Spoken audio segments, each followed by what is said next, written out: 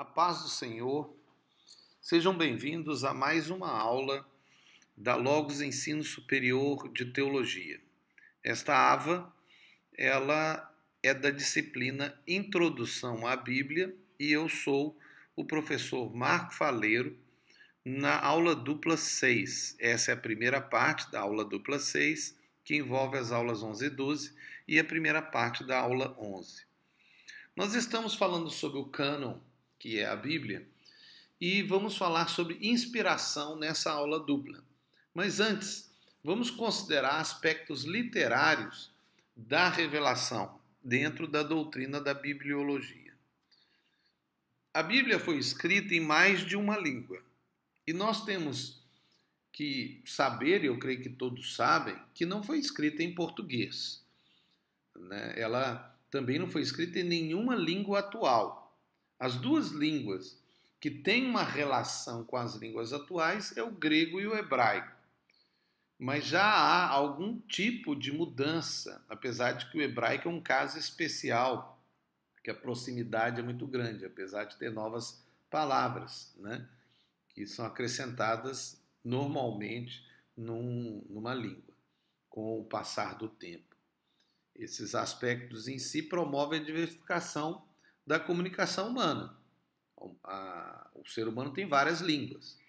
Agora, a Bíblia, ela foi escrita em hebraico, em grego e em aramaico. Aramaico? O que é o aramaico? O aramaico era a língua de Babilônia. Quando o povo de Israel voltou para Israel, né, saiu de Babilônia e voltou a Israel, eles vieram falando aramaico. Era a língua comum até no tempo de Jesus.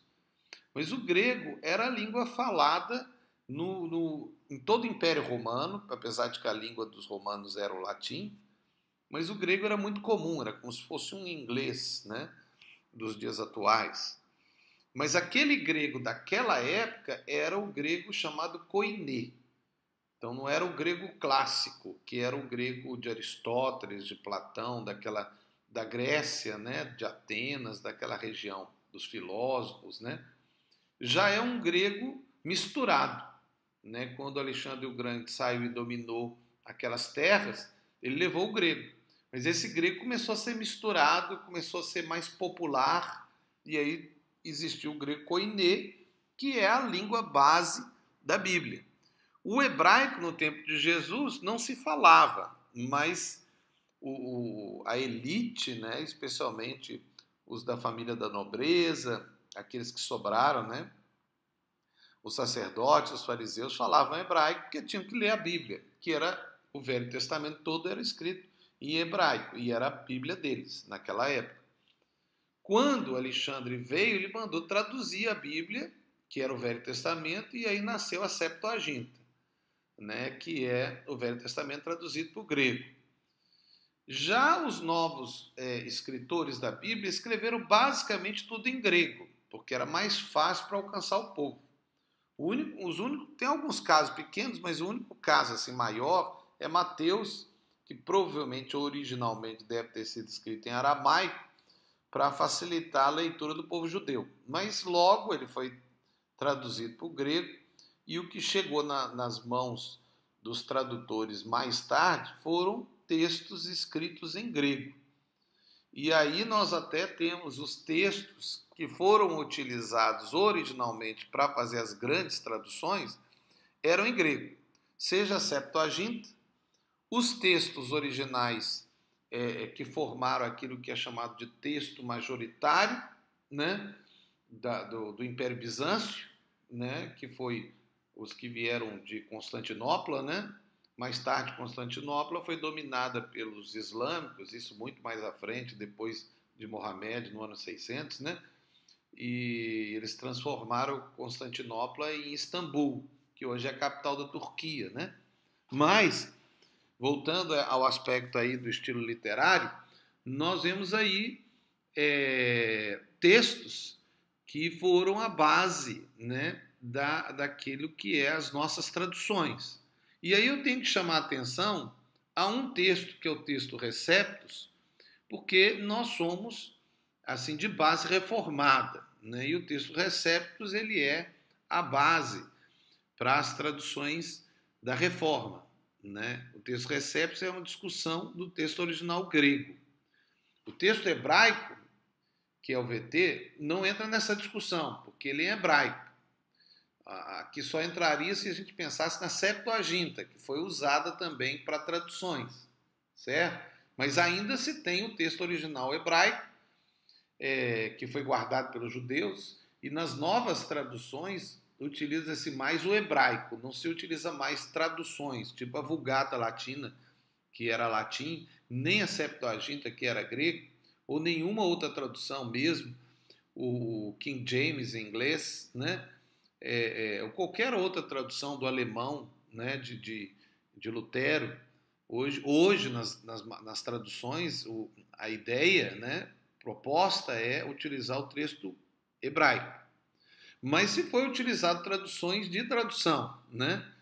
Agora, o caso do texto Receptus é um caso muito específico que nós temos que abordar, porque ele entra os aspectos dos textos antigos.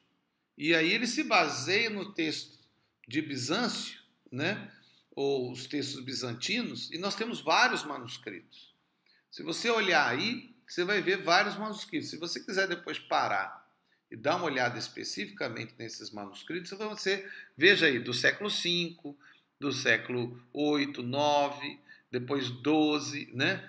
Porque são textos, né, que eles chamam de córdex, de textos que eles foram encontrando, né? E aí tem até as numerações, você veio do lado dos sinais das numerações, pode facilitar aí uma análise para quem quiser entrar nesse tipo de abordagem. Mas o texto Receptus, ele foi utilizado pelos reformados, né? E eles consideraram os textos bizantinos. Na verdade, já existia uma proposta de um texto, né? Que já seria o texto Receptus, né? Mas aí entra uma abordagem bem grande essa discussão, eu só quero chamar a atenção para a discussão. Quem quiser entrar nessa abordagem pode fazer várias pesquisas na internet, é muito amplo esse assunto, mas o texto Receptus, que é texto recebido, é a denominação dada à série de impressões em grego do Novo Testamento que serviu de base para diversas traduções do século XVI e até o XIX, né? 16, 17, 18, 19.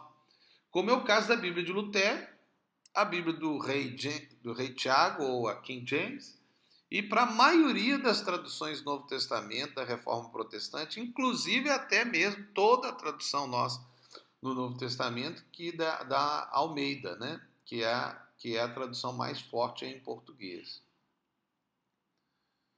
A partir do final do século XIX, com a publicação do texto de manuscritos mais antigos, ou pelo menos chamados mais antigos do Novo Testamento, que é essa discussão da crítica textual, a maioria das traduções bíblicas usa os chamados textos críticos. Quer dizer, então, houve uma rejeição do texto Receptus, apesar dele ter sido usado da Reforma para cá, e ele ter sido baseado nos textos mais antigos que eles tinham. É verdade que a abordagem da Vulgata, que era em latim, porque na Idade Média a Igreja Católica, né, e mesmo depois da Reforma, eles utilizavam só o latim, né, que era a Vulgata. Mas e a Vulgata? A Vulgata se baseou nesses textos antigos, do texto majoritário de Bizâncio, que é a mesma base do texto Receptus, que é a base para a Reforma Protestante. Mas eles usam esses textos críticos, isso é, estabelecidos através da crítica textual, e baseados principalmente no Codex Sináticos e Vaticanos, não sem controvérsia daqueles que ainda preferem o texto Receptus. O texto Receptus foi utilizado para a criação de várias traduções da Bíblia, para várias outras línguas, como eu falei, Lutero, em 1522, o Trinidale, em 1526, do King James, em 1611, também a tradução de João Ferreira de Almeida para o português, em 1681. É importante, nesse ponto, notarmos que o texto Receptus, diretamente ou através de uma das suas traduções, foi aceito pelas igrejas protestantes após a Reforma e que essa posição se mantém intocável. Então eu sei que existem os novos textos da crítica textual, inclusive a NVI e a própria atualização que é feita no português, né, para João Ferreira de Almeida, é considerado os textos críticos. Aí se colocou aquelas aspas, né, aquelas anotações embaixo, essa parte não é dos textos originais, alguns tiraram da Bíblia, né? Mas se nós olharmos como reformados, nós consideramos o texto Receptus. Então, se você discordar, você pode discordar, você ainda vai ter as aulas de grego e hebraico, né? E mais à frente, principalmente entrando aí no bacharel no terceiro ano, né? Ou segundo, se for o caso de alguns, né? E na licenciatura vocês podem discutir um pouco mais essa questão que é muito ampla, alguns são contra, a favor. O fato é que nós pentecostais somos basicamente reformados e utilizamos basicamente dos textos que são oriundos do texto Receptus. Apesar de que hoje já existe muitos considerando, como o caso da NVI, né, textos que retiraram partes, né, e aí fazem suas traduções, mas a maioria não tem nem conhecimento acerca disso que nós estamos falando. E deveriam ter, né? A cronologia bíblica ela é de 1200 a.C. até 100 anos. Nós vemos aí uma cronologia bíblica. Você vê aí Abraão no ano 2000 a.C., depois Moisés. Logo depois Moisés, e aí começa a Bíblia. E aí a Bíblia vem de Moisés até o apóstolo João, né? Então aí você vai seguindo aí Davi, Elias, Isaías, Jeremias, o exílio em Babilônia, né? Alexandre Magno lá para o ano 300, aí você chega no tempo de Macabeus, que é o período do silêncio, em que não teve nenhum profeta. E aí se levanta o reino de Herodes, né? Ele restaura o segundo templo, que era de Esdras e Neemias, e aí vem Jesus, que seria o ano zero, né? E aí os seus apóstolos, até o último apóstolo, e chega até os dias atuais, né? Aí está 2012, mas nós já estamos aqui em 2020, né? Então, com isso, nós terminamos essa primeira parte fazendo apenas uma abordagem do aspecto literário que considera, né, as línguas originais, e vocês terão uma disciplina para estudar o que é grego e hebraico, as letras, um pouquinho de gramática. Não vai ser a Logos não fará um trabalho aprofundado de grego e hebraico, tá? Se você quiser, você tem hoje vários cursos que você pode fazer pela internet até para estudar grego e hebraico. Nós vamos utilizar mais a proposta de ter uma visão geral e de se perceber as ferramentas, principalmente a ferramenta da informática, que tem programas como o BibleWorks que você pega ele, infelizmente ele está acabando, mas ele ainda está disponível aí no mercado, mas tem, por exemplo, o S-Word, você pode baixar até mesmo no seu telefone, né? Mas isso nós vamos falar na disciplina de grego e hebraico, isso mais à frente, né? Mas tudo isso é importante, né, na introdução à Bíblia, que você comece a ter uma visão geral acerca disso tudo, né? Aqui é o professor Marco Faleiro, terminando essa primeira parte.